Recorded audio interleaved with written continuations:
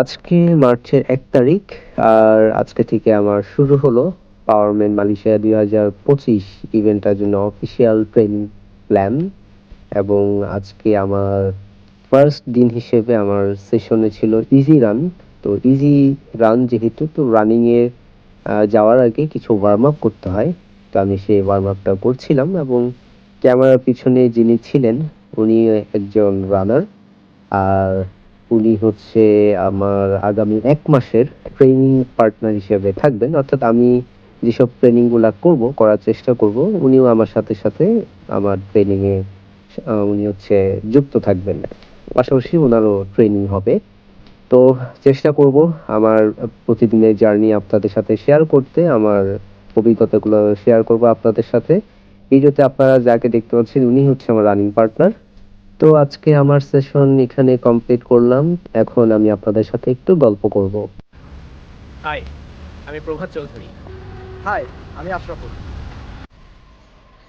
Hello.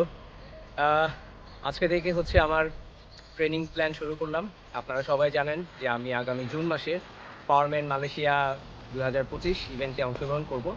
তো এইটার জন্য আমাকে স্ট্রাকচার ট্রেনিং করতে হবে, কারণ আমার এখানে দুইটা স্পোর্টসের একটা কম্বিনেশনের রেস, রানিং এবং সাইক্লিং, যেটাকে দুয়াত্তন বলা হয়।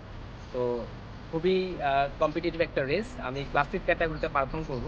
দ্যাট মিনস আমার ১০ কিলোমিটার প্রথমে দৌড়াতে হবে, তারপর ৬০ কিলোমিটার সাইক্লিং করব, এরপর আবার ১০ কিলোমিটার দৌড় দিয়ে আমার ইভেন্টটা কমপ্লিট করব। তো এরকম একটা কঠিন চ্যালেঞ্জ নিয়েছি, এখন এটার জন্য আমাকে প্রস্তুত হইতে হবে। আর আজকে থেকেই হচ্ছে আমার যাত্রা শুরু, আজকে মার্চের ১ তারিখ। তো আমি চেষ্টা করব আমার প্রতিদিনের যে জার্নিটা আপনাদের সাথে শেয়ার করতে। তো সবাই আমার সাথে থাকবেন, দোয়া করবেন।